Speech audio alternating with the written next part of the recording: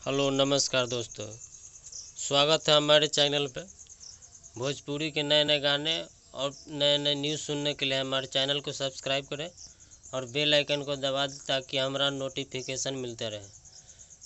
खेसारी लाल यादव जी का एक और धमाका होने जा रहा है। गाने का नाम है रखले वाणी नंबर। न्यू ब्लॉकबस्टर सॉन्ग सुनने के लिए तैयार हो जाए। जो गीत लिखे हैं सोनू सुधाकर जी और संगीत है शंकर सिंह जी का।